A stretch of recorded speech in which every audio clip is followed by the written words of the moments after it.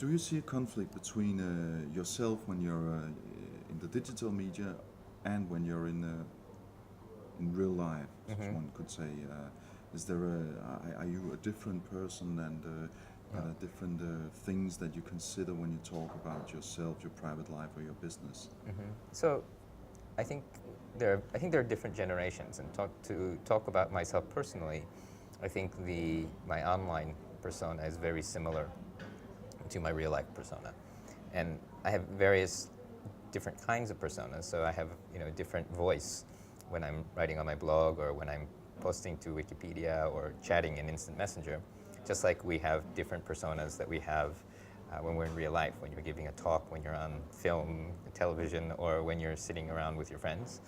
And so I think that people who are comfortable with the online world are able to manage different identities um, online, and it's not. I think most people, and even people who have kind of a weird avatar or weird role playing online, those are actually parts of their personality that maybe they don't express in the real world that much, but I think they're still part of their personality. You know. So it's real, basically. A lot of people are very worried about sharing their private life online. Yeah. But I noticed from your blog that you blog a lot about your private life, your Yeah. past, your family, and what happened to you when you were a Hmm. child. Are you not afraid that this will become a So, conflict with your real life and your business? so let me give you an example. So, in Japan, if you are a subscriber to a left-wing newspaper called Akahata, you can't get a job in a public company. And if your grandparents were, the rumor is you can't get a job as a public prosecutor. Well, in the future, the governments will start taking all this data and will use it. And so if I go and meet somebody from the Middle East, they may say, hey, he may be a terrorist. We're gonna put a check mark. And that will happen somewhere I don't know.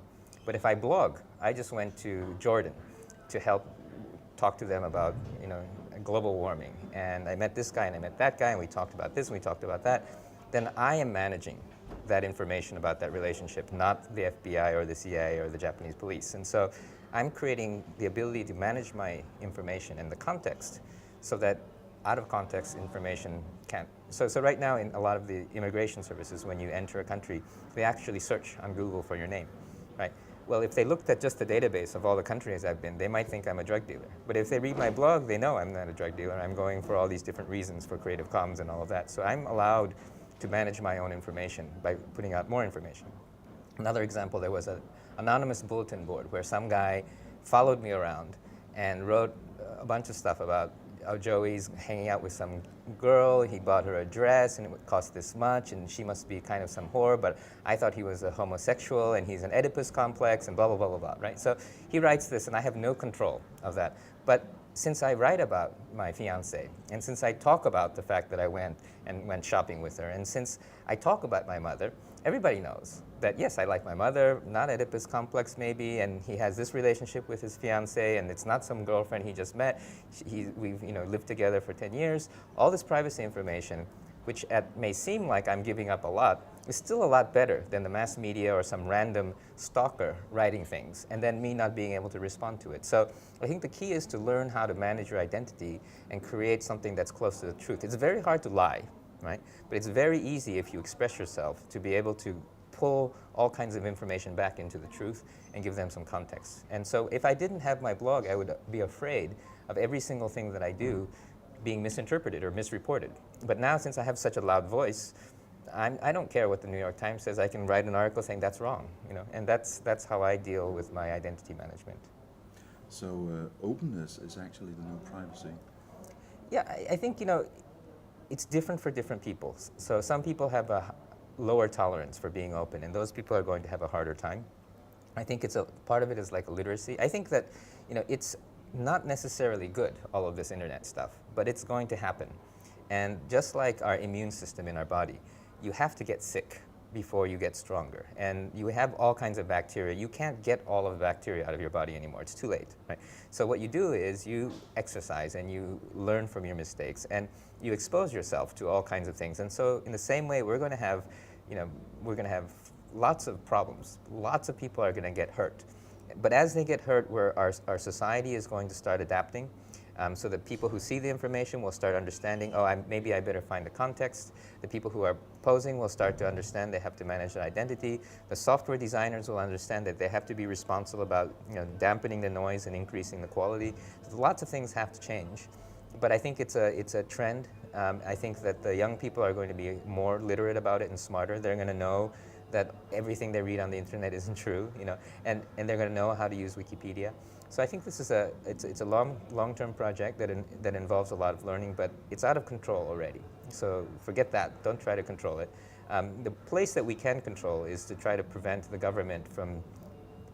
So it's the combination of lack of privacy and secrecy that is really dangerous. It's when the government starts, or those in power starts to create information profiles of you secretly, so that it stifles your ability to speak or act. Because if I don't have the ability to know what the government or people are tracking, and it may affect your children, just because you had a roommate who turned into a terrorist's wife, right?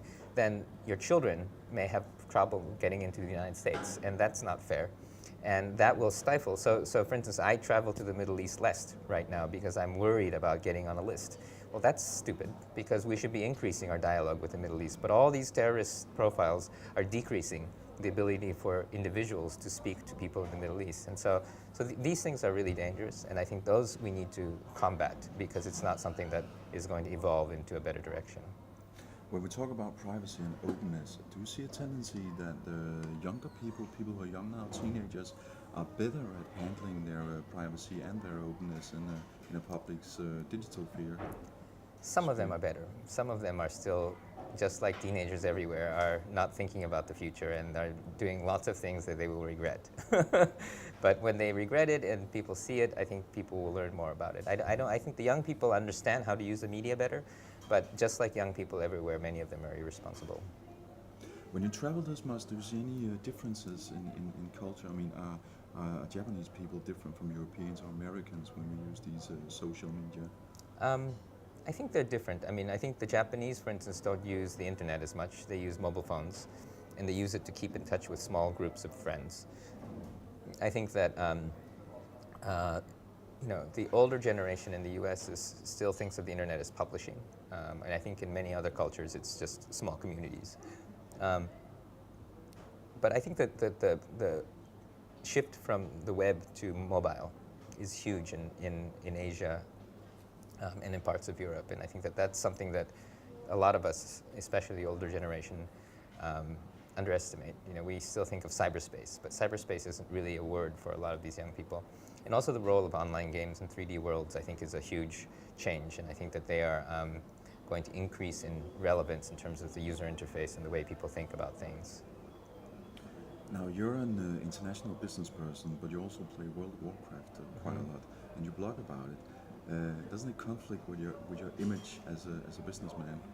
No, I think the World of Warcraft is a great place to study the behavior of people and the behavior of groups and understand sort of bottom-up leadership in open source.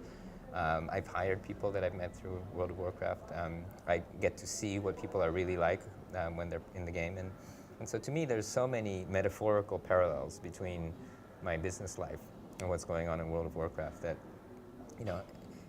so if you learn through metaphor, you can learn a lot in any game that sort of creates that much pressure, context, and competition as well as community. And I think that that's to me, I've learned a lot. And it's also, World of Warcraft is very diverse, lots of working class, it's a very geographically diverse. And diversity is also a great way to learn about thinking about things in a new way.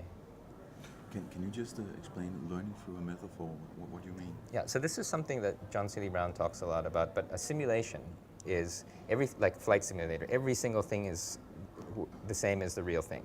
It's hard to tell the difference. And you learn, okay, the knob is here, the pedal is here. Metaphor is, you're dressed up like a goblin and you're fighting a dragon, and everything is different except for the one thing, which is you're running a team of 40 people and trying to get that ensemble feeling and just to get it perfect in the zone. And that is almost the same as running a basketball team or running a software development team. And so learning through metaphor is, even though everything is different, you have one thing that's very similar, and you learn through that. So running a raid in World of Warcraft teaches you metaphorically a lot of things about running teams. It doesn't teach you, what color the hamburger wrapper should be. So I think that the sort of drill and grill memorization you learn through simile or simulation, whereas the really high level things like creativity and imagination and leadership you learn through metaphor. And when you learn through metaphor, it's actually better if you don't have a bunch of things that look like the same thing. It's better if it's not massive multiplayer corporate takeover game. It's much better if it's a World of Warcraft game where the result is you learn how to have leadership and have resolve. That's, I think, too interesting for me. I have a question. Joi, in Japan, the teenagers, they would scare me, I think. And I get the feeling now when I look at what they do there that I'm getting old. Do you have the same feeling? That you're being, you've been very early in these things, but teenagers are inventing new ways to use media all the time. Yeah, I'm very old because I remember when the internet started. I think the kids are completely different. I think that I don't understand them. I can observe their behavior, but I don't understand why they do what they do. I don't understand the way that they engage with society, what gets them excited, what doesn't. Sometimes I go to give talks in Japan and I'm stunned by how different they are. And so yes, but I do know that there's a gap. And I'm mindful of this gap. And I don't try to force them to act like me. And I think I remember having a huge gap between me and the generation above.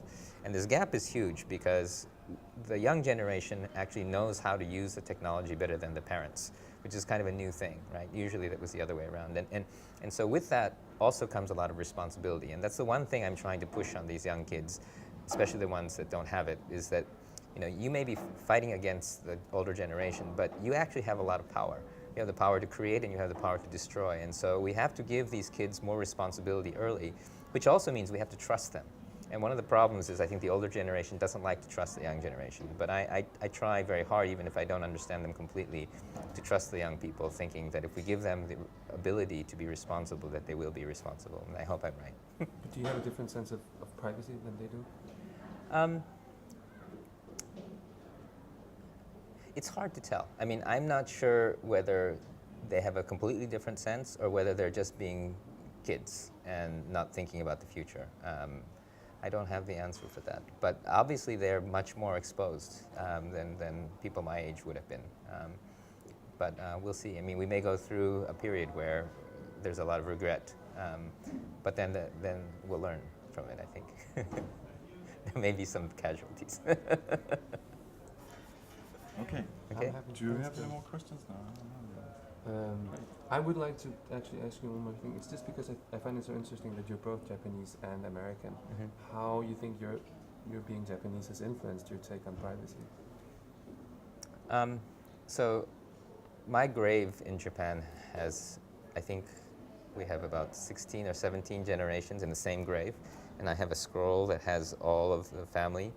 And you can go to the government office and get all of my records, since before America was even on the map, right? And so in Japan, there is not that much privacy. And everybody in my village knows what I ate for dinner, what I did on the weekend. And so in a small village situation, though, you don't really need the privacy as much because you have trust. As the government and things get bigger, it changes and the system breaks down. So from being in Japan, I already have I know what it's like not to have any privacy, and for good and for bad. And so that, I think, has affected it a little bit.